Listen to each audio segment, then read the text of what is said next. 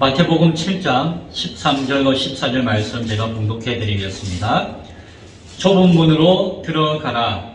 멸망으로 인도하는 문은 크고 그 길이 넓어 그리로 들어가는 자가 많고 생명으로 인도하는 문은 좁고 길이 협착하여 찾는 자가 적음이라. 아멘. 좁은 문, 좁은 길로 가라 라고 하는 제목 가운데 함께 말씀을 나누겠습니다. 주일날 제가 설교할 때에 앞에 잠깐 이야기했던 이야기가 있었는데 기억나십니까? 제가 저 제천에서 진부로 차 타고 올 때에 앞에 뻘뻘거리는 차 한 대가 있어가지고 여러 가지 생각을 했었다라는 이야기를 했었죠. 사실은 그 생각하는 가운데 핵심적인 내용을 주일날 나누진 않았어요. 본문 중심으로 설교를 하기 때문에. 근데 그때 제 마음 가운데 떠올랐던 말씀과 주제가 있었는데 그것이 오늘 나누는 이 말씀이에요. 마태복음 7장을 중심으로 하는 좁은 문으로 들어가라고 하는 말씀이 저에게 자꾸 떠올랐어요. 그때 나이가 가는 길, 하나님이 가라고 나에게 맡기신 사명의 길이 있는데 그 길이 좁고 험하고 어둡고 힘든다 할지라도 그 길을 가는 것이 참 귀하겠다라고 하는 생각들을 그 밤에 제가 했었습니다. 자세한 이야기는 주일날 나눴기 때문에 오늘 본문 중심으로 좁은 길로 가라라고 하는 의미에 대해서 한번 나눌 수 있기를 원합니다. 오늘 성경을 보니까 좁은 문으로 들어가라라고 말씀하세요. 예수님께서. 좁은 문은 어떤 문입니까? 좁은 게 뭐예요? 조그만 문?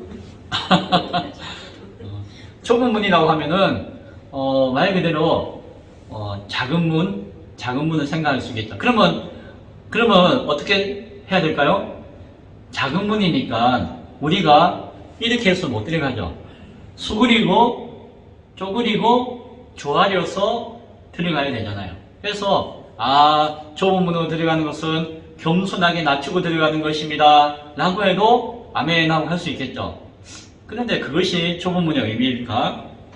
또 한편으로는 좁은 문은 눈에 잘 안 띄잖아요. 그러면 좁은 문이 어디 있나 하고 막 찾아야 되잖아요. 그러니까 눈에 잘 안 띄지 않지만은 그 문이 바른 길로 가는 문이기 때문에 열심히 찾아가지고 그 문을 들어가야 된다. 분별력을 가지고 찾아야 된다 라고 이야기하면은 그것도 아멘 하고 또 좋은 것 같아요.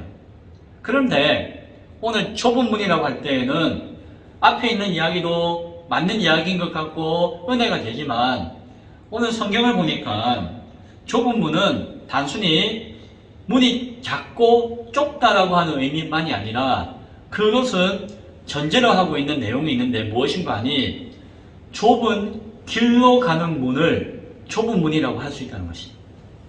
그래서 좁은 문으로 들어가라라고 하는 것은 작고 조그만 문으로 막 쪼그리고 들어가라는 의미라기보다는 오늘 성경은 더 중심되어지는 의미가 무엇인가 하니 좁은 길에 있다는 거예요. 좁은 길.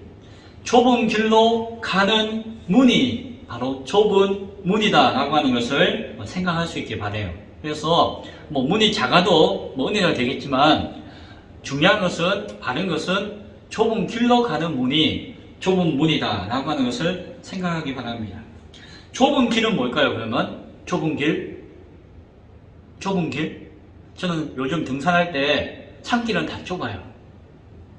그래서 산길 갈 때마다 좁은 길이다, 좁은 길이다. 어떤 길은 요만해가지고 이런 이야기하면 어머니가 걱정하시던데 여기는 벼랑길이 있어요. 벼랑길인데 여기는 막 가파른 건데 요만한 길로 가게 할 때도 있어요. 안전장치가 잘 되어 있는 경우도 있지만은 또 사람들 잘 안 다니는 길을 가면은 그런 데는 조심조심해서 가야 돼요. 막 다리 졸이고 가면 안 돼요. 휙 하고 빨리 지나가야지. 아무튼 그런 편안하지 않고 아주 험한 길, 그것이 좁은 길이라고 할 수 있겠죠. 저는 산에 갈 때마다 좁은 길로 가요. 또 좁은 길이라고 하면은 조심하지 않으면은 시험에 빠질 수 있는 길, 위험한 길, 그것이 좁은 길이라고 하는 일반적인 의미에서의 좁은 길이에요. 그런데 성경적으로 보면은 성경적으로 이야기할 때에 좁은 길로 가라라고 강권하여 부탁하실 때에는 그 길로 반드시 가야 되는데 그 길에 대해서 성경이 이야기하는 길은 하나가 있어요. 무엇인가 하니 예수님께서 하신 이야기 가운데 나는 길이요 진리요 생명이니 나로 말미암지 않고는 아버지께로 갈 자가 없다라고 말씀해 주셨어요. 그때에 예수님이 바로 하나님 아버지께로 갈 수 있는 유일한 길이고 그 길이 하나님께 갈 수 있는 길은 딱 하나밖에 없는 그 길이니까 그 예수님을 좁은 길이다 라고 이야기할 수도 있는 것이 좁은 길은 생명의 길, 구원의 길, 예수님을 향한 길, 예수님을 따르는 길이다 라고 말할 수도 있을 것이죠. 그래서 상식적인 의미에서의 좁은 길, 성경적 의미에서의 좁은 길을 생각할 수가 있는데 오늘 성경을 보니까 이 좁은 길에 대해서 성경에 설명해 주고 있어요. 뭐라고 설명합니까? 좁은 문으로 들어가라. 멸망으로 인도하는 문은 크고 그 길이 넓어 그 길로 들어가는 자가 많고 생명으로 인도하는 문이라고 했죠. 근데 사실은 그 문을 이야기하고 싶은 게 아니라 그 문 뒤에 있는 길을 이야기하고 싶은 것이에요. 그것은 좁고 협착한 길이다 라고 이야기해요. 뭐라고요? 자, 이 길에 대해서 이야기할 때에 하나는 생명으로 인도하는 문이요 길이다 라고 이야기해요.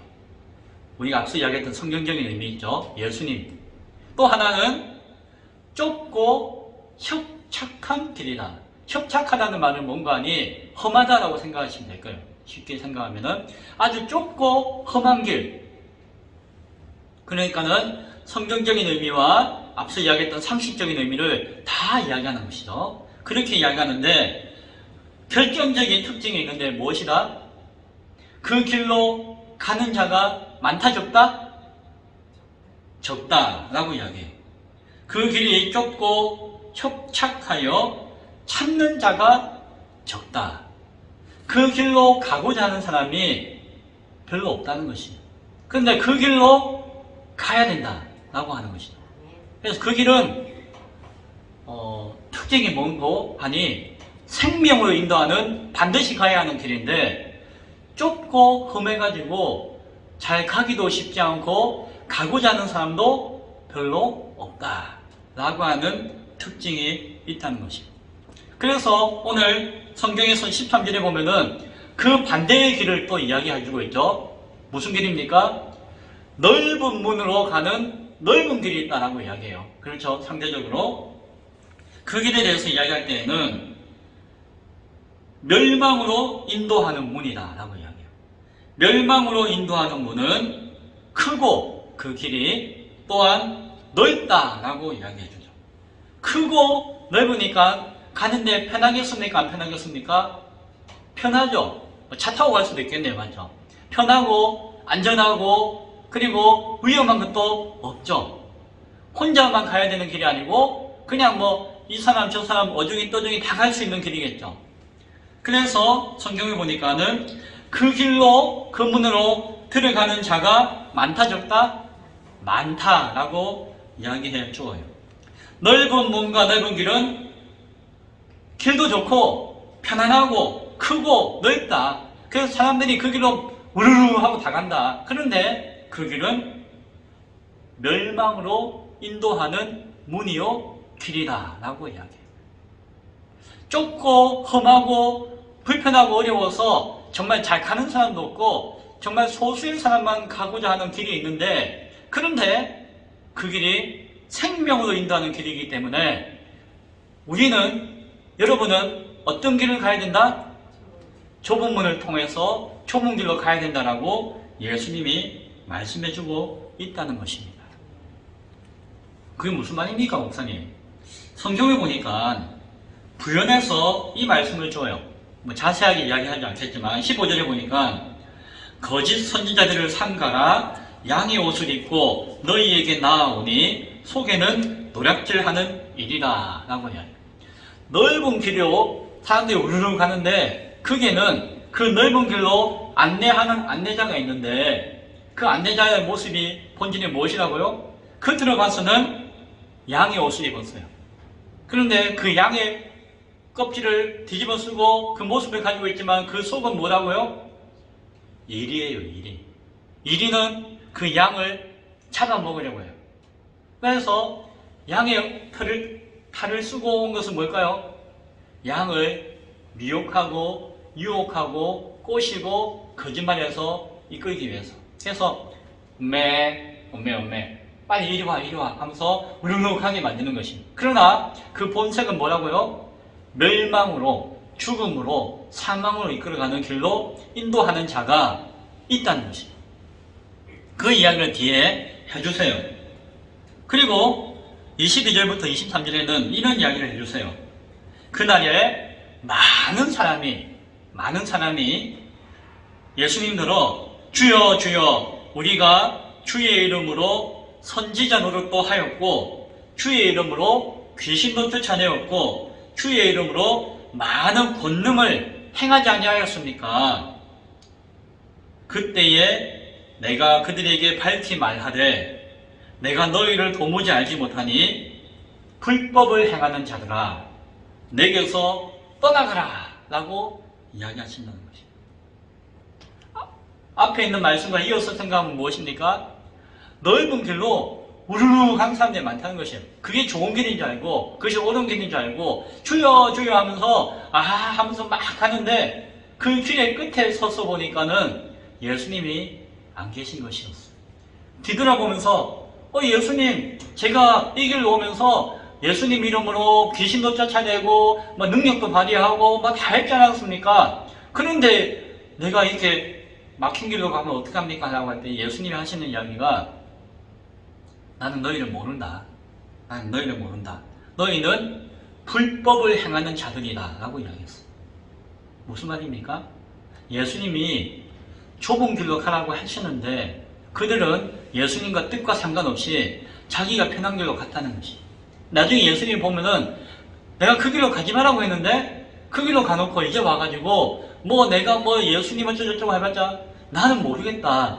그것은 법을 어긴, 말씀을 어긴, 진리를 떠난 너희 책임인 것이다 라고 예수님께서 말씀하신 것입니다. 그래서 넓은 길로 인도받는 그 결과가 바로 그 모양이다 라는 이야기를 뒤에서 해주고 있어요. 그래서 그 내용을 볼 때에 앞서 이야기하고 있는 오늘 본문 좁은 문, 좁은 길로 가라는 의미가 참 중요한 말씀이다 라고 하는 것을 우리가 바라보게 되어집니다.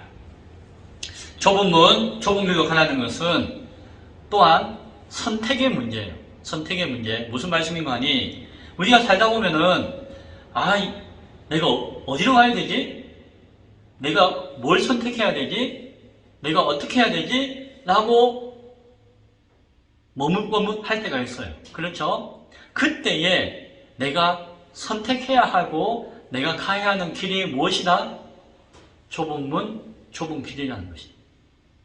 내 인생 가운데 이쪽은 넓고 편안한 대로길이 열려있고 이쪽은 좁고 험한 길이 있을 때에 내가 선택해야 될 상황이 있다는 것이다. 그 순간이 있다는 것이다.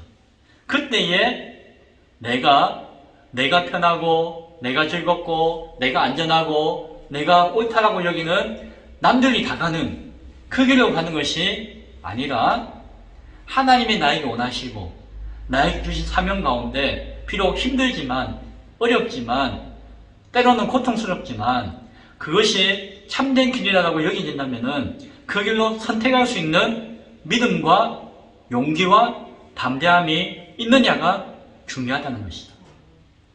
물론 이 길이 좁더라도 바른 길인지 알면은 제정신이 있는 사람이면 그 길을 선택해서 갈 수도 있겠죠. 그러나 막상 그때 그 순간에 가봐야 되는 것 같아요. 아무도 장담하지 못할 것입니다. 그 중심과 기준이 있느냐 없느냐가 그때 결정할 수 있는, 선택할 수 있는 하나의 이유가 되어질 것이기 때문에 그 전에 우리는 어떤 기준이 있어야 된다고요? 어떤 중심이 있어야 된다고요? 좁은 길도 하나님 뜻이고 내가 해야 할 길이라면은 피하지 않고 그 길을 가겠다.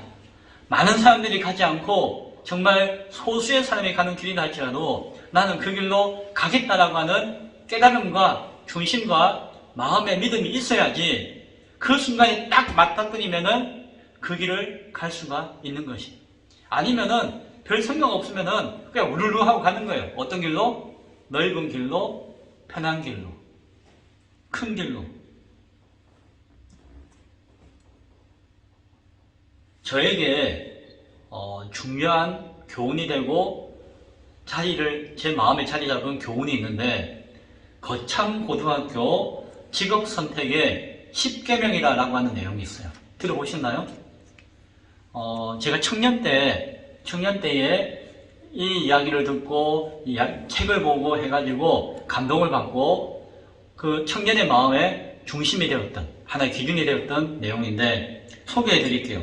거창고등학교는 그 옛날에 전성훈이라고 하는 교장 선생님이 섬겼던 학교예요. 그전에는 참 별 볼일 없는 자시골 폐교 같은 학교였는데, 이분이 어느 유명한 대학교에 부학장으로 오라고 했는데도 자신의 하나님 주시는 소명 가운데 사명이 있어가지고 정말 다 쓰러져가는 시골학교 거창고등학교에 부임을 했어요. 그 학교에 그 교장 선생님이 부임함으로 말미암아 그 학교가 바뀌었죠. 그 선생님 참 훌륭하셨는데 옛날 군사 독재 시대가 있었잖아요. 그때에 삼성개헌에도 사람들은 그냥 좋은 게 좋은 거다라고 했지만 정말 그것은 진리가 아니고 불의한 것이다라고 싸우는 사람이 있었어요. 싸우다 보면 얻어맞고 터지고 하겠죠. 좁은 길이었잖아요. 그분은 그렇게 대항하고 싸워서 학교가 금방 폐교당할 뻔도 했던 어려움을 당했어요. 그러나 불의하다 싶으면은 자기가 믿음 가운데서, 말씀 가운데서 저항하고 싸울 수 있던 그런 분이었어요. 그분이 교장 선생님이 되어서 학생들을 가르쳤는데, 그때에 이 학생들에게 교훈처럼, 지금, 그때는 고등학교 들어가면 이제 직장에 다니잖아요. 대학 가는 경우도 거의 없었잖아요, 옛날에는. 그래서 직업 선택할 수 있는 10계명, 기준을 제시해 주었어요. 그리고 그것이 그 학교의 교훈이 되었어요. 자, 그 내용을 제가 알려드릴게요. 직업 선택의 10계명, 제1계명, 월급이 적은 쪽을 택하라. 이왕이면 월급 많이 주는 데 가야 되는데 오히려 월급이 적은 쪽을 택하라. 1계명이에요. 2계명, 내가 원하는 곳이 아니라 나를 필요로 하는 곳으로 택하여 가라. 라는 이야기예요. 1계명 아시겠죠? 월급이 적게 주는 데로 가라. 내가 원하는 것이 아니라 나를 필요로 하는 곳으로 가라. 참 이 시대하고 안 맞는 이야기예요. 아마 수십 년 전이라 할지라도 그 시대에도 안 맞았을 것 같아요. 그러나 자기 욕심과 자기 이익을 위해서 사는 인생이 아니라 헌신하는 인생으로, 필요로 하는 인생으로 살아가야 하고, 자기 욕심을 채워오는 인생이 아니라 어찌 보면 나누고 섬기는 인생이 되어야 한다는 가르침이 있는 것 같아요. 월급 적은 데로 가라는 거. 3계명, 승진할 수 있는 기회가 없는 곳으로 가라. 이왕이면 가만 앉아서 놀고 있어도 저리면 승진해서 월급 많이 주는 데 가면 되는데, 승진의 기회가 없는 곳, 그곳으로 가라 라고 이야기해요. 불안하고 힘든 직장을 선택하라는 거죠. 4계명, 모든 것이 갖추어진 곳을 피하고 처음부터 시작해야 되는 황무지를 선택해라 라고 이야기해요. 4계명이에요. 자, 설명 안 해도 이해가 되시겠죠? 5계명, 앞을 다투어 모여드는 곳에는 절대 가지 말고 아무도 가지 않는 곳으로 가라. 그것이 5계명이에요. 5계명. 6계명, 장래성이 전혀 없다고 생각하는 곳으로 가라. 6계명이에요. 7계명, 사회적으로 존경받는 것이 전혀 없는 곳으로, 존경받는 것을 기대할 수 없는 곳으로 선택해서 가라 라고 이야기해요. 그것이 7계명이에요. 8계명, 가운데로 주목받는 곳으로 가는 것이 아니라 가장자리로 눈에 안 띄는 곳으로 가라 라고 이야기해요. 지금 같으면은 저 서울에 있는 대기업 월급 많이 주는 직장으로 막 머리 굴려서 가지 말고 저 지방에 한적하고 월급 적게 주는 직장에, 사람들 잘 안 가는 곳에, 그러나 꼭 네가 가야 되고 너를 필요로 하는 곳에 가라는 이야기잖아요. 구계명, 부모나 아내나 약혼자가 결사 반대하는 곳이면 틀림없다. 의심하지 말고 거기로 가라. 그것이 구계명이에요. 참 꼬인 사람 같기도 한데 어쨌든 그게 구계명이에요. 십계명, 왕관이 아니라 단두대가 기다리고 있는 곳으로 가라. 왕관을 쓰는 곳이 아니라, 왕관이 기다리고 있는 것이 아니라 어찌 보면은 자기 생명줄 내어놓는 곳으로 가라 라고 이야기합니다. 거창고등학교 직업선택의 10계명 교훈의 내용을 알려드렸어요. 이 교훈을 중심으로 한 내용을, 책을 제가 청년 때 봤는데 감동을 받았어요. 그리고 알게 모르게 제 머리와 마음속에 새겨져 있어요. 왜요? 이것이 성경의 가르침이었기 때문에. 성경의 내용을 이 세상에서 실현하고 살아가는 데 있어서는 이분의 가르침이 한편 옳기 때문에, 그것이 오늘 넓은 문 넓은 길입니까? 좁은 문 좁은 길입니까? 좁은 문 좁은 길로 가라는 것이에요. 한마디로 이야기하면 그것이죠. 10계명 했지만 그 10계명의 공통점은 좁은 문 좁은 길로 가라 라고 하는 가르침을 이야기하는 것이죠. 자기를 낮추는 사람이 천국에서 크다라고 하는 예수님의 가르침을 그대로 실현하는 것이에요. 예수님과 같이 섬기고자 하는 사람, 섬김을 받고자 하지 말고 섬기는 사람이 되어야 한다라고 하는 가르침을 그대로 실현하라고 하는 말씀이에요. 우리 예수님이 하신 말씀을 다 듣고 아멘 하지만은 실질적으로 우리는 살면서 그것과 반대로 살아가고자 하는 것들이 많지 않습니까? 오늘날 이 시대는 사람들은 어디로 많이 갈까요? 이거 많이 주고 이게 많은 대로 가요.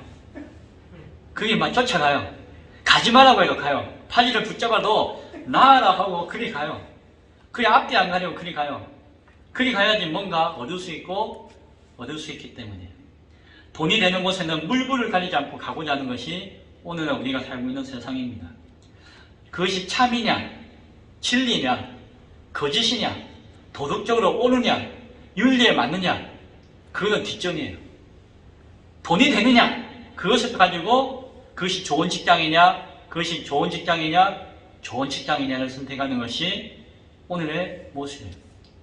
돈이 되면은 최고가 선이고, 돈이 안 되면은 악한 것이에요. 그것이 우리가 살고 있는 이 시대의 모습이에요. 어려서부터 열심히 공부하는 이유는 돈 많이 버는 직장, 편안한 직장. 어찌 보면 성경에서 이야기하고 있는 것과는 정반대의 길로 가고자 하는 것이 이 시대의 모습이죠. 교회는 어떨까요? 교회도 똑같아요. 어찌 보면 맞죠? 교회도 똑같아요. 제가 목사로 수십 년 있었잖아요. 보면은 알게 모르게 세상과 똑같은 길을 가고 있는 모습을 보게 되어져요. 안전한 곳으로 가요. 편안한 곳으로 가요. 그래서 많이 있으면은 거기가 안전하고 편안한 곳이기 때문에 어쨌든 그리 몰려가고 있는 것을 보게 되어집니다. 성경의 오늘 말씀과는 세상은 다른 것 같아요. 그거 보면 맞죠? 교회도 세상 가운데서 비슷한 것 같아가지고 가끔 안타까울 때가 있어요.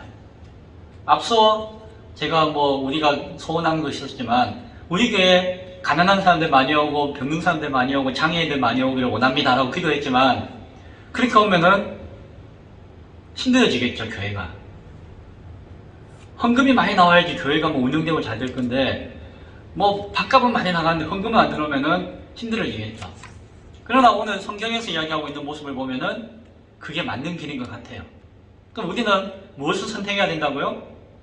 편하고 넓고 그 길이 아니라 어찌 보면은 험하고 어렵지만 힘들지만 그 길이 우리가 가야 할 길인 줄을 알잖아요. 우리 알죠? 그런데 막상 가고자 하면은 못 가요. 왜? 믿음이 없기 때문이죠. 그런 의미에서 앞서 거창고등학교 그 교훈은 참 중요한 것 같아요. 그 어릴 때에 그런 교훈을 듣고 가르침을 받는 것이 얼마나 큰 복이 되겠습니까? 제가 청년 때에 그 내용을 듣고 또 성경 안에서 대성경질 했던 것이 누가 보면은 그것이 참 악이다라고 안 됐다라고 할 수 있겠지만 저에게 참 복이 되었던 것 같아요. 오늘날은 우리는 민주주의 사회 가운데 살고 있습니다. 민주주의 사회의 가장 큰 특징은 다수결의 원리예요. 다수결의 원칙이에요. 애매모호할 때는 어떤 걸로 간다? 많은 사람이 가는 길로 가는 것이 선이고 그것이 옳다라고 여겨지는 사회가 민주주의 사회예요. 그래서 일단 대통령도 표를 많이 받은 사람이 되는 거예요. 그 사람이 잘하고 못하고 훌륭하고 나쁘고를 떠나가지고 물론 그렇게 해야지 표를 많이 주겠지만 일단 많은 사람이 인정하는 것이 옳은 것이고 그걸 선택하는 것이 맞다라고 하는 사회가 우리가 살고 있는 사회예요. 이것이 참 귀하고 좋은 면도 많아요. 그러나 한편으로는 그 사회 안에는 소외되고 소수된 자들이 있어요. 그리고 그 사회 안에서는 각 개개인이 떨어 있어요. 개개인이. 그러나 그 개인에 대한 소수된 사람들에 대한 자유와 그들의 권리와 그들의 생각을 무시해버리거나 업신여기거나 누르는 사회가 되어지면은 그 사회는 민주주의 사회가 아니라 거꾸로 전체주의 사회가 되어버려요. 전체주의라고 하는 것은 아주 강권적으로 개개인의 생각과 인권과 의견을 무시하고 가는 사회를 전체주의라고 해요. 그래서 아주 귀하고 아름다운 민주주의 사회가 개인에 대한 것들을 소외시키고 업신여기면 전체주의 사회가 되어질 수 있는 거예요. 이것이 백지 한 장 차이가 될 수 있다는 것이죠. 그래서 우리는 항상 다수결의 원칙을 통한 그런 사회를 살고 있다 할지라도 소수의 생각과 의견과 그리고 개인의 자유와 인권에 대해서 소중하게 여기는 마음을 가질 때에 그 사회는 건강한 사회가 되는 것이에요. 그런데 성경을 보면은 그리고 역사를 보면은 진리를 향해서 다수가 가는 경우는 거의 없었어요. 역사를 보면은 오히려 진리는 소수의 사람이 끝까지 붙들고 지키고 그것을 유지하고 있었던 것을 보게 되어져요. 역사를 보면은. 그래서 우리가 역사적인 교훈을 통해서 보더라도 또 성경을 믿고 성경의 진리를 따르고자 하는 우리는 다수의 사람들이 행하는 것들도 귀하고 인정해야 되겠지만 그것이 진리와 의의 길이 아닌 경우가 많다는 것을 우리는 또한 명심하고 생각하고 분별할 수가 있어야 할 것입니다. 참된 길은 좁고 험한 길이고 하지만 어려운 길은 아니에요. 그 길로 막상 들었으면은 갈만해요.